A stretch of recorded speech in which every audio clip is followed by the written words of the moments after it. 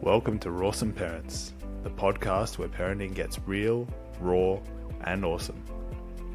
Parenting is messy, magical, and transformational. So whether you're navigating new parenthood, single parenting, co-parenting, or rediscovering yourself after the kids have moved out, you are not alone. Here we share raw truths, heartfelt stories, and playful conversations with parents and experts, because suffering is optional, and together we can lead with love, heal what holds us back, and create lives full of fun and integrity for ourselves and our kids. So grab a coffee, hit subscribe, and join us on this wild ride. Let's get raw and awesome. Hello everyone, and welcome back to another episode of the Rawsome Parents podcast with me, Sean Tucker, and I'm delighted to welcome today Sam McFarlane. And if you don't know who Sam is, she's a mother of two kids, Charlie and Tom, boy and a girl. They're in their teenage years, but Sam is also a business owner. She runs a social media marketing company called Sam Says and helps small to medium-sized businesses really thrive and understand how to make the best out of their social media. So Sam, delighted to welcome you today. How are you doing? Thanks so much for having me, Sean. I'm doing really well, thank you. How about you? Really good. I mean, today has been an awesome day. You're in Melbourne too, I know that, because we met at a networking event here in Melbourne. And, you know, the last few days have been really hot, but I'm glad that today's not so hot. I know, it's been crazy. I don't remember having weather this hot for the last few years, so it's a real shock to the system. Yeah, and I have only really just come back from Singapore probably 2 weeks ago, which was another shock to the system because, you know, it's a tropical country. Weather's crazy, and, you know, I'm fortunate that I was able to take my almost 1-year-old along with us, but she was sweating profusely over there. Wow. So it was, yeah, what a journey. And I'd love to start with, I guess, just an open-ended question of what's it like been raising two kids that are a pretty similar age, 13 and 17, right? 15 and 17. 15 Yep. and 17. Beautiful. So you've gone through the hard yards and now you're in those teenage years, which is somewhat harder from what I hear. It's definitely, I find it harder. And I look back to the parents that have, you know, kids starting school, and I just really loved that stage because they were sort of a little bit more independent than they were when they were toddlers. But now with teenagers, it's the attitude and just the up and down moods. It's quite full on, and I think it's emotionally exhausting now, whereas before it was probably more physically exhausting. Now it's all emotional. Yeah, how interesting is that? And I mean, when I was a teenager, talking many years ago, I would probably say the same thing. For me, it was a very emotional time. You know, when your body's literally jacked up by your hormones. There's changes happening. You're expected to fit in. There's all these things that are going on. And I'm sure it was the same for you, Sam, when you were going through your teenage years. Yeah, absolutely. And I was complaining to a very good friend of mine about my daughter and you know, how, you know, just the attitude and everything is really difficult to deal with. And she just looked at me and said, well, it's kind of payback because you were pretty horrible to your mum as well. And I thought, wow, I don't really remember that. But yeah, maybe I was. Maybe the rose-colored glasses have come off. It's interesting that we kind of become the reflection of what we were putting out into the world, and we see that through our kids. And I mean, I'd love to ask the question, or maybe get your take on it, is when your kids are growing up, how much do you think you're parenting yourself again as they're going through their journey? Because you're sort of faced with all sorts of things, right? With all their problems, with so many different things that's going on in their life. And now it's more emotionally demanding, right? So do you think you almost have to reparent yourself through that process as well. Yeah, absolutely. I mean, and the landscape has changed so much as well, since certainly since I grew up, and possibly since you were a teenager as well, but just with I guess social media is a massive thing with kids these days, and having to deal with that, and also manage a child that has information at their fingertips that they can just get at the click of a button, and the expectation that everything is, instant nowadays. Yeah, I think I'm constantly learning and trying to teach myself new things, and reading books on how to parent different, ages and stages of children, and how to deal with different, situations and things like that. So yeah, it's crazy, and I do look back and I think, how am I even capable of looking after or raising these children when I still sometimes feel like a child myself. Yeah. um yeah. It's interesting you say that, because that's been my reflection of raising a 0 to 1 year old so far, and I'm sure it becomes more and more expansive the more that they express and self-express, the more information they take in. And you're right, now is a really interesting time, because with things like AI and social media, it's like what people will take 10 years in a PhD to study and learn, kids now, and not just kids, but adults too, everyone has information access, which means you could go to something like ChatGPT, take that specific topic that PhD was in, and show and explain exactly what their PhD is all about. How crazy is that? It's just insane to think about it. I think there's a lot of benefits, and yeah, there's certainly a lot of problems with it as well. But I mean, I think that they're very lucky in the way, because I'm at the age where I had to go to the library and look through the microfiche. They probably went around when you were growing up, but that was a real thing. Yeah, that's And cool. yeah, you couldn't just, if you couldn't just be studying at 10 o'clock at night and have to fact find. Like, the library's closed. The encyclopedias that we had were so old that yeah, you really have to plan ahead. You really had to plan ahead back then. So yeah, it's crazy to think how far we've come. But even I guess in sort of dealing with my 17-year-old who's in year 12 this year, so final year of school, and starting to look at what's going to be life after school. We went through a few of the universities last year, to their open days, just to sort of see what the courses were and what they had to offer and everything. And I guess, yeah, just trying to then parent the child, or have a conversation with the child about what life does look like after school, and what their interests will be, and all that sort of stuff. It's, yeah, quite the journey. Yeah, I remember for myself when I was going through that process, I literally just followed what other people were doing, and it wasn't the journey it was the journey I was meant to go on, because that led to self-discovery and things like that, and knowing what I actually wanted to do with my life. But there's so much pressure, and I'm sure you're seeing it on your 17-year-old right now. There's so much pressure and expectations on, you must have this figured out by the time you finish school. Yeah, it's huge. And I still have days where I think, what do I want to be when I grow up? But yeah, I guess, and the fact also that there's, a lot of information out there saying that the roles that the kids are going to be doing that are now studying at school haven't even been even been created yet.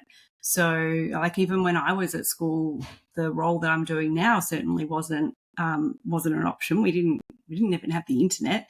We certainly didn't have social media. So, yeah, the world's moving at such a rapid pace. So how do you then equip a child to study something that's going to be relevant in the years to come?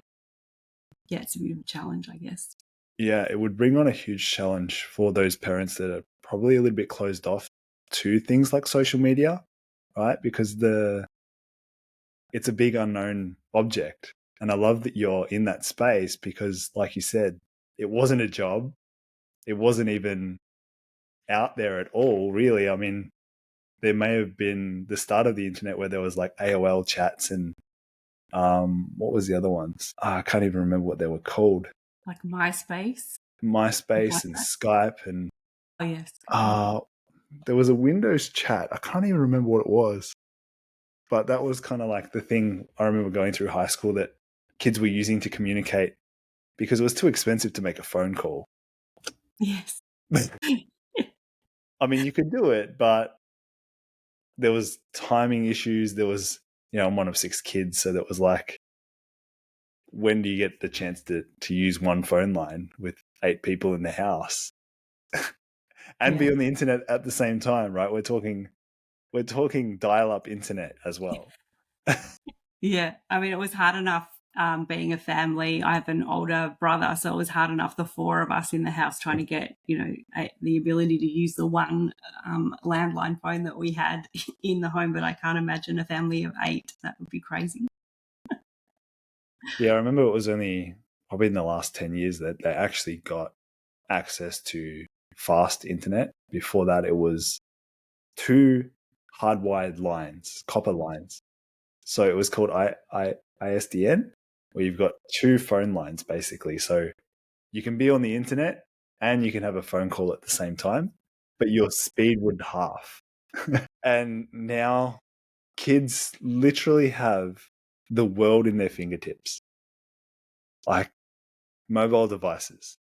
You have a look at some of the mobiles these days, it's a $2,000 computer. You have access to games, you have access to social media, endless entertainment.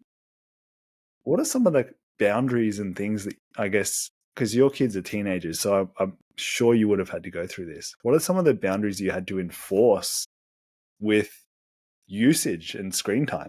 It's full on. And unfortunately, both my children got mobile phones just before COVID. So they were both starting new schools. So we thought, well, they can have a mobile phone. So year 5 and year 7.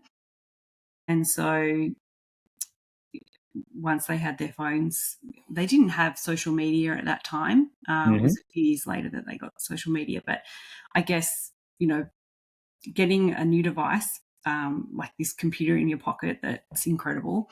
And being, I don't know, what would have they been, like 10 and 12 or something like that. And then all of a sudden being locked away from the rest of the world because of COVID. They did spend a lot of time on their phones. So we certainly had to rein it in. What my husband and I do is we make the kids hand their phones in. It's supposed to be 9:30 at night, so we can go to bed. So on a school night, they have to hand their phones in, and it's supposed to be 9:30, but my son will always stretch it out a bit longer.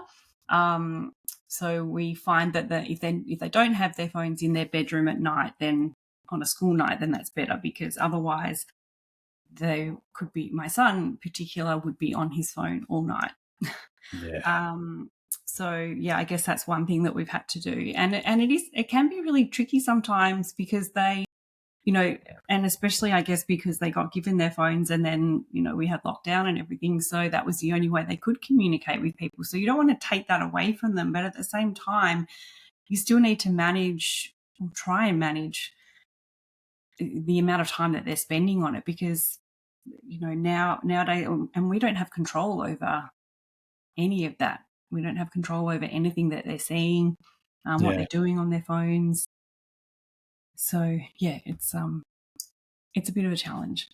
Yeah, and the thing is, they're still getting sponsored ads, they're still getting targeted content, and the big bad web. I think I don't even know where that came from, but the World Wide Web, the big bad web, can be very real, right?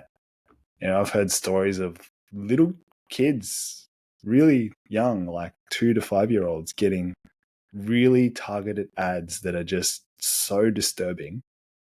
And there's nothing that people can really do about it because it's it's kind of gone through all the checks to market as being okay. And I know that, you know, a lot of these big companies like Meta, Facebook, YouTube, Google, they've got more intelligent machines that are doing the checks now, which is a great thing, but things still get through. Yeah, absolutely. So I guess that's the challenge. How do you parent that? And yeah, it's a challenge. I'll admit it's probably the biggest, the thing that causes the most fights in our household with the kids. And yeah, the kids, like even my son at one point, we had restrictions on the phone so that they couldn't get access to the internet after a certain time. So that was when they were a little bit younger. But Yeah. then for some reason, my son was getting around this restriction and we couldn't work out how. And he would never admit how. But we only sort of worked it out a few years later, and he had his own VPN set up. So that was how he was able to access the internet at any time that he wanted. So that was when we had to actually say, okay, phones out of the room. So at one point we were saying, okay, you can have your phones, but yeah, the internet goes off basically at 8 o'clock at night or whatever. But yeah, for some reason he still had access all night. Wow. So Smart kid. yeah. So They do say rules are meant to be broken, right? yeah, for sure. Yeah. And I will appreciate that, that ability to investigate and find alternative solutions when he's older. But I certainly didn't appreciate it when he was 14. Yeah. And it's such a struggle, right? Because like you said earlier, you want to give them the freedom of access, because if you remove it totally, you become an authoritarian kind of parent, which can limit growth, can stop development and all those kind of things. And it can be mental abuse. It can be emotional abuse as well, right? These are the things, these phones, these devices are an extension of us. We say, this is my phone, right? This is a part of me, who I identify as. This is part of me. It's crazy. Yeah. And then they're never without it either. Yeah. Thank goodness my son, both the schools now have said no phones during the day. But, now my son's in year 12, so he's had pretty much a phone the whole time. My daughter's in year 10. So, yeah, I guess at least now during the school day that they have to stay in their lockers. But, yeah, they're certainly coming home and spending plenty of time on them.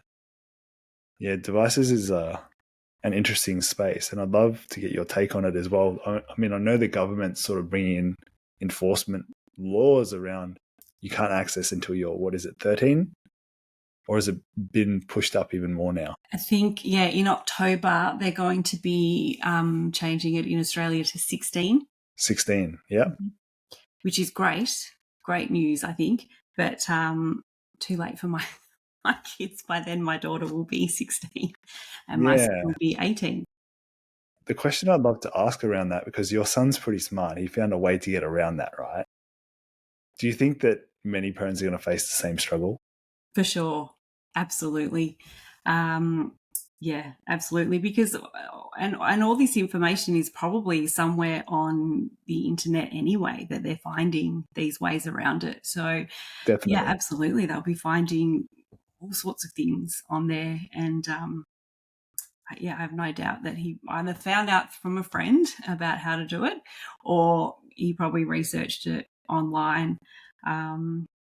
Yeah, and that's the challenge, because there is a lot of information that they're exposed to that you have no control over. And even recently, my son has ADHD, and he has been given medication to take from his pediatrician. But he, at the last couple of pediatrician meetings or appointments, he said, I don't want to take it anymore. It changes the way I interact, and it changes my my word I'm looking for. Something to do with mood and how he interacts with the world, or? Yeah. So it changes. He sort of becomes more withdrawn and not. It just changes the way that he is. So he said, "I don't want to take it anymore." And the pediatrician just said, "Well, that's just something that you've heard on the internet. It's not actually possible that could be true." So again, he's finding out all this information and then coming to his own decision, which, rightly or wrong, I can't force him to take his medication if he doesn't want to, but he's come to that conclusion, and I think, that's a bit of a challenge, because how do you argue with that? I can't argue if he feels in himself that he's a different person when he's on the medication. Yeah. And having not had the medication myself, I can't say how it would affect me. I don't know. Yes. And this is, that opens up like a whole can of worms, right? Because there's so many people out there. We live in an commercialized attention world. So like it's attention driven. So social media is one of the, I guess, best examples of, being able to capture our attention. You just scroll on, I don't know, Instagram or TikTok in the reels, right? Or just through the feed. I remember being on Facebook, for example, and just doom scrolling to the bottom. I don't think there is a bottom anymore. Did you ever get to the bottom? Because I remember I used to get to the bottom, and I used to get to the bottom of Instagram, but now I don't know that there is. I don't think there is a bottom. Because it would be just exponentially moving and creating constantly. Mm. So unless your internet cuts out, there's probably not going to be a bottom. Yeah. And that in itself, I mean, so many kids these days and people these days, adults too, they're being diagnosed as having ADD and ADHD, right? Which is alarming. But secondly, it's like we have to question, because if we draw conclusions that we have someone who's expertly trained as a professional in this field, psychiatrist or psychologist or whoever it is, they rightly give the diagnosis, right? But whether that's right or wrong, it's still up to them. Like, you can go and get reevaluated, of course. But once that identity has been placed on that kid, that's their marker forever now. That's who they identify as. So if it's not actually a problem for them, and what I mean by if it was wrongly diagnosed and they just wear that as an identity, they kind of become that because it's a personality, right? And that's hugely alarming, I think, for a lot of parents to hear, because nothing's fixed. That's the way I see the world, is nothing is actually fixed. Yeah, it is really scary to think that. And I mean, look, there's different reports out there that you can outgrow ADHD and ADD, and you can treat it with diet and all sorts of things. But I think that if you do give that term, or it is a badge that they'll wear, and I'm sure that has massive impact on kids. Yeah, and then that aside, like the medication part that you just brought up before, like that, to me, if someone, even if it's a placebo effect, right? Like, give me a sugar pill any day and tell me it's going to take my problem away. Like, why wouldn't you take it? Yeah. And I think, we, my husband and I sort of didn't want to put him on medication. We sort of tried different things, and then we did eventually try it, because I don't know, I feel like the pediatricians kind of force it on you, really, but maybe it's just there's different pediatricians, of course, out there. But we did end up giving Tom a trial of it in primary school, and he didn't really notice if he felt much better. So we thought, well, look, you're trying a new school. He was going into year 7, new school. Let's see how you go without it. And he was okay to start with. But then even the school was sort of saying, well, maybe he should, try the medication. It's like, okay, well, now we'll try it. And then, at one point he said, yes, it's working. And then then he sort of decided that after a couple of years, no, actually it changed his personality. And even friends, he said, commented that he was different. And so he just said, yeah, I just don't want to take it anymore. Yeah. Wow. And like that, I love that he's able to share that with you, as much as it probably worries you as a lot as well, right? That must, hit home pretty hard, because you want your son to be the best version of himself, the one that he feels most comfortable in, right? It's the whole reason you create safety in home and give food and all of these wonderful things that any good parent, any parent for that matter, would probably do. But when they come to you with that kind of news, like, what was your reaction? Well, I guess in one respect, I had to honor that that's how he felt, and not being 100% on board with him having to take the medication in the first place. I sort of, I don't know how I felt. I feel up and down about it. So, and again, having not taken it for myself, I don't know what the effects are, and you sort of hear different people saying how it affects them, and I'm sure everyone's different, and of course the dosage and different medications out there. So I guess at first I sort of said, well, if that's the way that you feel, and you don't feel like it's helping you, and you don't need it, and you're able to focus, because his big thing is focus, then I can't make you take it. So I guess I sort of just came to terms with, that's fine. That's sort of his prerogative. It's his body. And imagine if years down the track we found out that taking this medication had really bad effects. I'd never forgive myself. So I never sort of forced him to do it. But at the same time, I was just worried as a parent, like, are you still able to focus? And he feels that he can. But of course, then, the pediatrician will still say, well, he's better on it than off it, and you should be taking it. But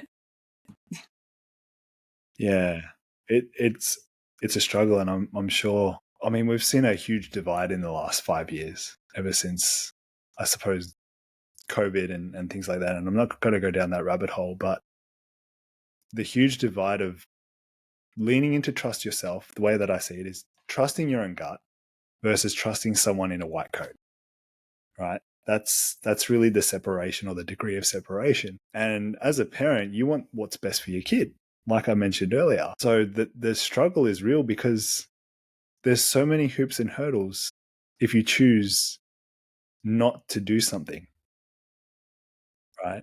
And that's something that you have to make very conscious as a responsibility, that this life is 100% dependent on you. You brought this life into the world, right? And as they get older, of course, they become more and more independent, which I love that you're empowering him, right? But like you said, there's that little bit of potential mother guilt of, am I doing wrong to my child? So it's, how do you deal with that? I don't know.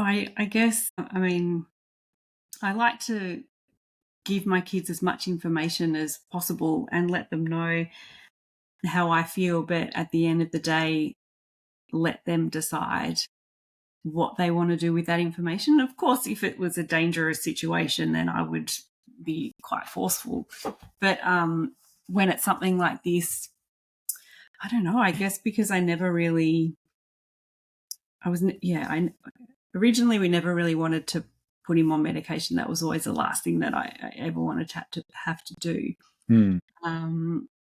So then when we tried it, and it did work for a while, and then it didn't. I guess I've just come to terms with, well, he's tried it. It didn't work for him. He still knows that it's there if he decides that he needs it. But and I guess having conversations with the teachers and things like that, and making sure that his marks are okay and everything, then I guess that's all you can really go off. So we always check in with the teachers. How's he going? Is he focused? do you find him drifting off or not paying attention or whatever? And they don't. So I guess, and his marks have remained steady. He's not, an A+ student, but he's not failing. So yeah, I kind of think, well, that sort of evidence tells me that maybe he's okay. Maybe trust him. Yeah. I mean, it is a difficult decision, and I get the sense that, as your kids get older, it's like learning to trust them is really, really the key, because they're on their own journey, and there will become a time where they will leave the nest. And I mean, I'm not looking forward to that time. And I've only just become a parent, right? But I know when they get into the teenage years, as much as they're troublesome, it's like, yeah, every parent, I think, that really, really cares about their kids has a hard time doing just that. So I just want to honor you and thank you for sharing what you've shared today, because, yeah, it takes a lot of courage and obviously vulnerability to share some of the stuff you have, especially with your son and the meds and things like that. I mean, a lot of parents probably questioning the same thing right now, and rightly or wrongly diagnosed, it's like you still have to make a decision, and learning to trust yourself and learning to trust your environment and your kids and the teachers. And it's not an easy journey. Yeah, I mean, yeah, it's a journey, that's for sure. But I guess at the end of the day, we have to hope that we've, educated our kids as much as we can, and given them enough experience, or I don't know, facts and figures and education along the way to help them make the best decision for them, because they are out there making decisions when they're teenagers, on a daily basis. So yeah, at this point, I'm sort of thinking, well, I hope that I've done, I feel like I've done the best that I possibly could, to equip them when they are in a situation that they'll be able to, make the best choice. But yeah. Yeah. There's one more question, because we're running out of time today, I'd love to ask, which I do ask quite frequently on the show, is going back to the very first time you became a parent, what's a piece of advice you would give yourself knowing all what you know right now? I think it probably comes back to something that you said early on in really just trusting your gut. I think that, because every situation that I can think of where if I've gone against that, it hasn't worked out. And then you look back and you think, I just wish I had listened to myself. I wish I had trusted that, that feeling that I had, that, I wish I didn't listen to that, I wish I didn't listen to that person. I wish I just went with how I was feeling. I think that's probably overall, that's probably the biggest, like if I look back over all the years, from, when you first have a child to, when you're breastfeeding and all the way through, like every little decision that you make. I think just trust yourself a little bit more, because you probably do know the answers. Your inner tuition, the inner knowledge that is already in your body. It's stored from millions of years of evolution. Yeah, the world is changing, but I think what you just said there is so wonderfully simple and so wonderfully wise, because so often we're told not to trust ourselves and taught not to trust ourselves. And I'd love to see a society that wakes up one day where it's people are literally leading from their own gut and their own heart. I can't wait to see that. I would love that. So thank you, Sam, for being vulnerable and choosing to be here today, because I know that your story and what you've shared today is going to empower so many parents out there. Lastly, before we end, how can people find you and see what you're up to on social media? And, if you want to check out your work and things like that, what's the best way to get in contact with you? Yeah, so probably just through my website, samsays.com.au, or, on LinkedIn. I'm sort of sharing a lot of professional information there, which is where we've connected as well. Yeah. Awesome. And I'll be sure to put her website and her LinkedIn profile in the show notes below. So yeah, thank you, Sam, for being here.